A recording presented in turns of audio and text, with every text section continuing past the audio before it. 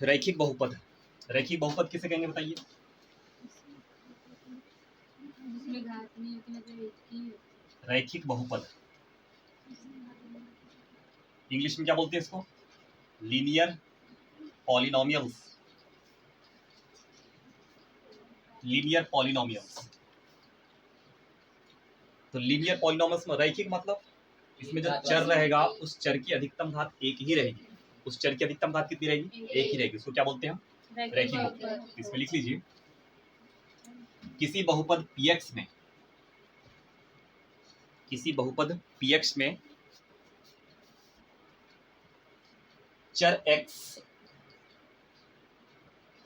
किसी बहुपद px में चर x की अधिकतम घात एक हो तो उसे रैखिक बहुपद कहते हैं, तो उसे रैखिक बहुपद कहते हैं। एग्जाम्पल लिखो, इसका उदाहरण लिखो। p of x is equal to 2x plus 3। इसमें चर क्या बताइए? चर क्या इसमें? x। उस चर की अधिकतम घात कितनी दिख रही है? एक दिख रही है। घात तो दिख रही है वहां पे? नहीं है मतलब एक, नहीं है मतलब एक, एक की घात को नहीं लिखा जाता कुल मिला के। इसमें x है कि नहीं बताइए? 3 के साथ में नहीं है। उस x की घात कितनी है? 0। इसके साथ x है लेकिन इसकी घात कितनी है? 0। कई जगह आपको ऐसे भी क्वेश्चन दिखाई देंगे, ठीक है। तो किसी भी संख्या या चर पे 0 की घात का मान कितना होता है? 1, ठीक है। इसलिए 1 का गुणा 3 से किया तो 3 लिख दिए। उसके आगे लिखो द्विघात बहुपद, द्विघात बहुपद, द्विघात बहुपद इंग्लिश में क्या बोलते हैं इसको? द्विघात बहुपद को क्वाड्रेटिक, क्वाड बोलते हैं, क्वाड मतलब दो, quadratic, quadratic polynomials, quadratic polynomials, द्विघात बहुपद। इसकी डेफिनेशन लिखाने की जरूरत नहीं है, आप समझ लीजिए। लिखाने की आवश्यकता रैखिक के साथ में रहती है। द्विघात मतलब चर की अधिकतम घात कितनी रहेगी? 2, ठीक है। त्रिघात बहुपद, इसका उदाहरण लिख लेते हैं पहले।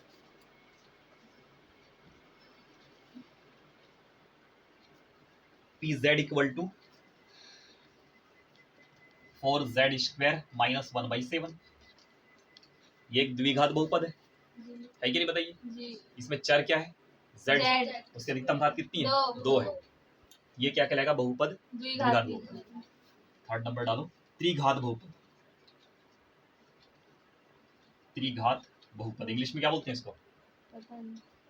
इसको बोलते हैं क्यूबिक पॉलिनोमियल्स। क्या बोलते हैं इसको? क्यूबिक पॉलिनोमियल्स, क्यूबिक पॉलिनोमियल्स, त्रिघात बहुपद। इसमें चर की अधिकतम घात कितनी रहेगी? 3 रहेगी। उसको क्या बोलेंगे? त्रिघात बहुपद। जैसे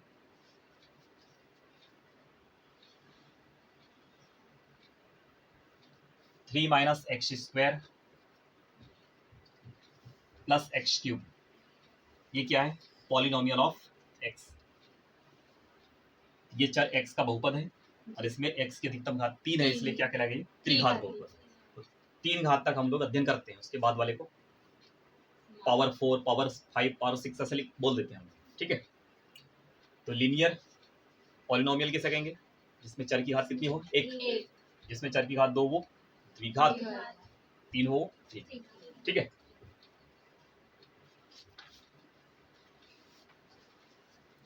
चलो टॉपिक चेंज करो, अब लिखिए बहुपद के शून्यक। 9th क्लास में पढ़े आपने बहुपद के शून्यक, लेकिन यहाँ इसका ज्यामितीय निरूपण देखेंगे, ज्यामितीय अर्थ देखेंगे इसका।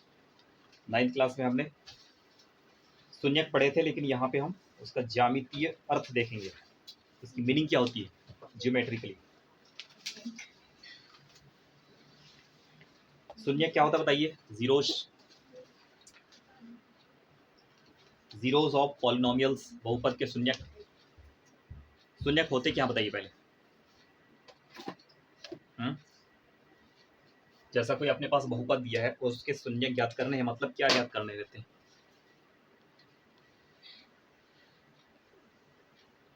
शून्यक का मतलब क्या होता है बताओ। शून्यक का मतलब अगर उसका मान अगर हम बहुपद में रखें या समीकरण में रखें, तो बहुपद में रखें तो उसका मान 0 हो जाता है, तो वो उसका शून्यक कहलाता है। ठीक है, जैसे यहाँ पे P of X is equal to कुछ भी दिया, जैसे एक्स का क्यूब दिया है, -2x² दिया है, +5x + √3 कुछ भी दिया है। आपने को बोल दिया कि इसका क्या निकालना है, शून्यक निकालना है। तो यहाँ सबसे पहले देखो कि जो ये बहुपद दिया है कितनी घात वाला है, 3 घात, मतलब इसके 3 शून्यक निकलेंगे। कितने शून्यक निकलेंगे, 3। अगर द्विघात बहुपद है उसको 2 शून्यक निकलते हैं, रैखिक बहुपद के 1 शून्यक निकलते हैं, यानी जितने घात का बहुपद होता है उतने उसके शून्यक निकलते हैं। उनमें से प्रत्येक को अगर उस बहुपद में रखने पर उसका मान क्या हो जाता है, 0। ठीक है, अब इसका ज्यामितीय अर्थ देखते हैं। जैसे हमारे पास में कोई बहुपद है तो भाई बुक से निकाल लेते हैं।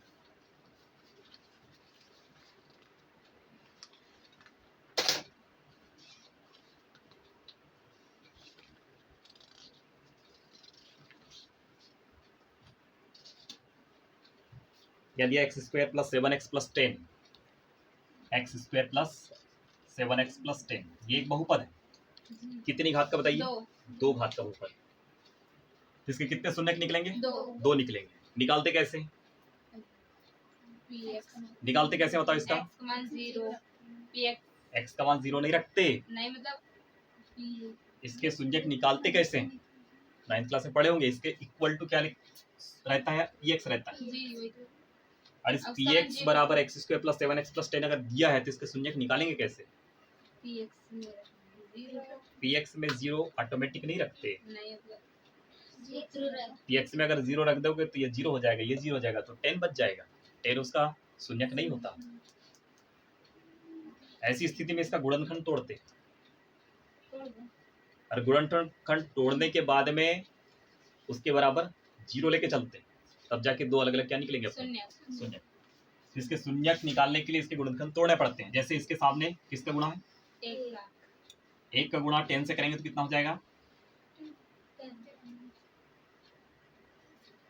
अब 10 का भी गुणनखंड तोड़ो, 7 आना चाहिए।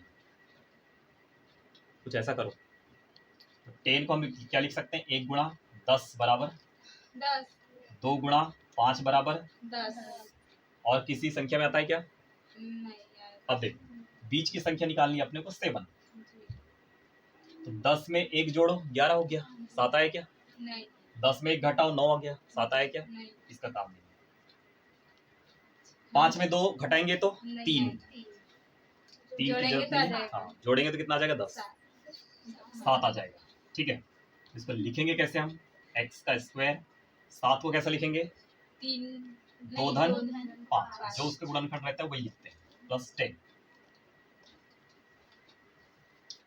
अब इसको ब्रैकेट हल कर लो, 2 का गुणा 1 से करेंगे तो 2x, 5 गुणा 1 से करेंगे तो 5x + 10, 2 की पेयर बनाएंगे। पहले पेयर में से क्या निकालेंगे, x, उभयनिष्ठ वही दिख रहा है, उसके अलावा कुछ नहीं उभयनिष्ठ है ना। तो अंदर क्या बचेगा, x + 2, अगले वाले में क्या बचेगा, यहाँ 5 इसमें 10 है, तो 10 में 5 का भाग जाता है, तो क्या कॉमन निकलेगा, सिर्फ 5, इसमें x इसमें नहीं है, तो क्या बचेगा, x + 5 दूनी 10। अब पूरे में से उभयनिष्ठ क्या दिख रहा है, x + 2, तो बचा क्या, x + 5। तो ये जो x² + 7x + 10 था उसके हमने गुणनखंड निकाल लिए, क्या निकाल लिए, x + 2 और x + 5। अब अगर इसके शून्यक निकालने हैं हमको तो हम क्या करेंगे, x + 2 = क्या रखेंगे, 0, और x + 5 = भी क्या रखेंगे, 0 रखेंगे। यहाँ से x का मान निकालेंगे, +2 पक्षांतर करेंगे तो -2, और इसमें से x का मान निकालेंगे तो -5, यानी -2 -5 इसके क्या है, 2 शून्य। शून्य। ठीक है, ये 9th क्लास का है क्वेश्चन, 10th क्लास में ऐसा नहीं आएगा, 10th क्लास में ऐसा नहीं आएगा। इसके आगे का है आपका। तो सबसे पहले जो पहली प्रश्नावली है, उस प्रश्नावली में इसका ज्यामिति अर्थ या निरूपण देखते हैं। इसकी जो पहली प्रश्नावली 2.1 है उसमें ज्यामिति निरूपण देखते हैं उसका। ज्यामिति आकृति के रूप में इसको कैसे रिप्रेजेंट करेंगे बताओ।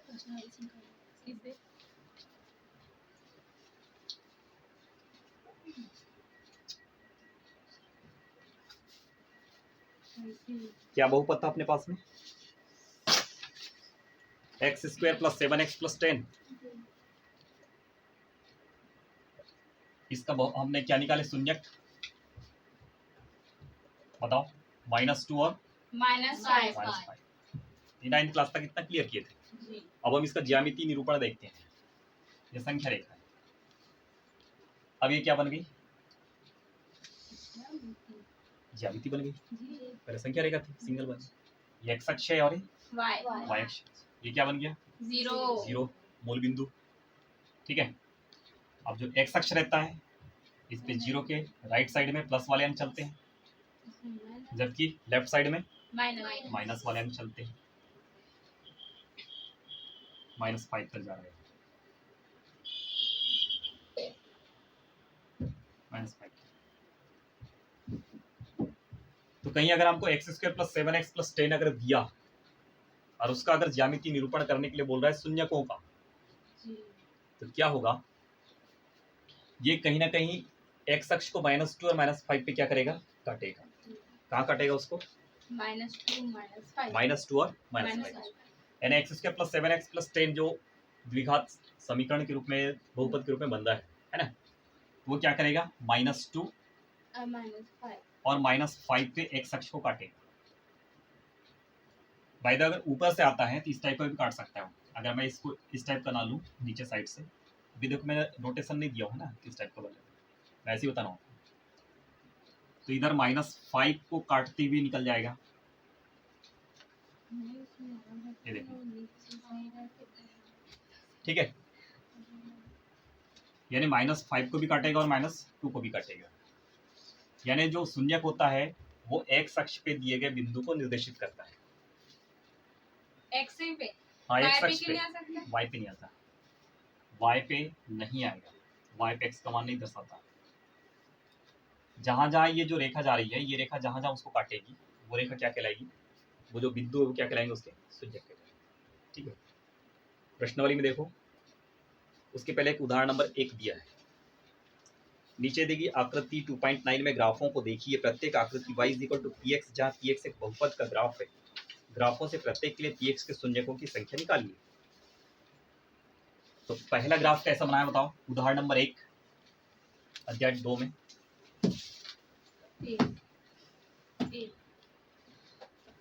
या देखिए इस टाइप का है।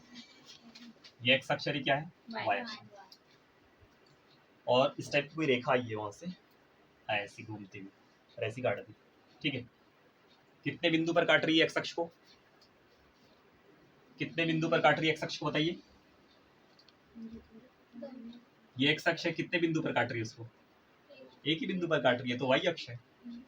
इसके कितने शून्य? ये जो रेखा है ये किसी न किसी समीकरण का रूप है, ये किसी बहुपद का रूप है। वो जब उसमें मान रखते जाएंगे हम x के, तो ऐसी रेखा बनती जाती है, अनंत तक जाती है ना।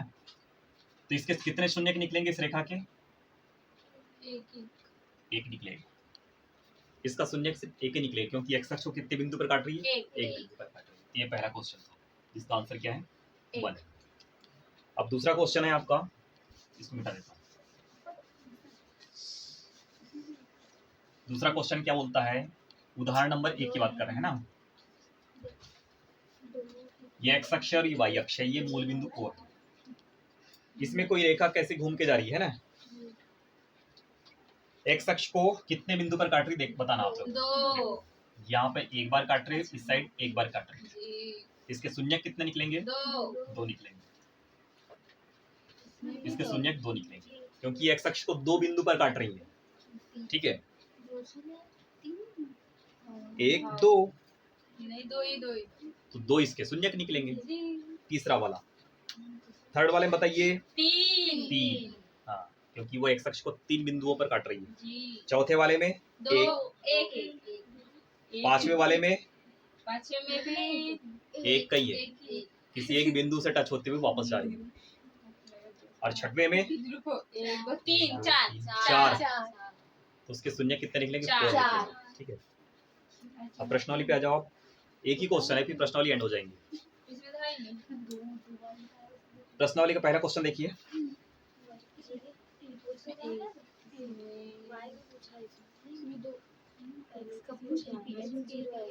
Question number 1।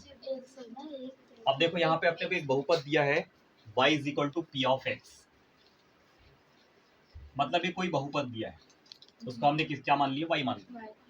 P of X मतलब कोई एक समीकरण दिया होगा, हमको नहीं पता कि वो समीकरण क्या है ना, हमको सिर्फ उसका ग्राफ दिया है। तो पहली स्थिति में ग्राफ क्या दिया बताओ?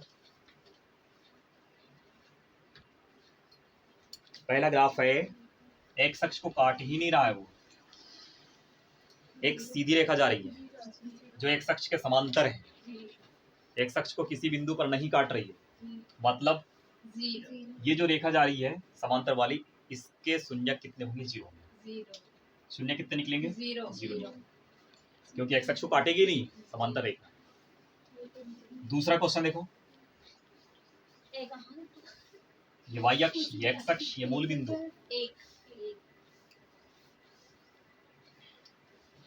यानी कितने बिंदु पर काट रही बताइए? एक बिंदु पर काट रही। देखो एक्स अक्ष को, तो शून्य कितना निकलेगा इसका? 1 निकलेगा, शून्य बराबर 1। तीसरे वाले में कितना आएगा? 1 2 3 शून्य है उसके। चौथे वाले में चौथे में 2 शून्य है। पांचवे में 1 2 3 4 शून्य है। छठवे में 3 शून्य है। जी ठीक है, जी बन जाएगा। जी अब अगली प्रश्नावली पे चलिए 2.2 के तरफ। अब इस 2.2 में हम क्या देखेंगे? शून्यकों और गुणांकों के बीच में संबंध देखेंगे। क्या देखेंगे? शून्यकों और गुणांकों के बीच में संबंध।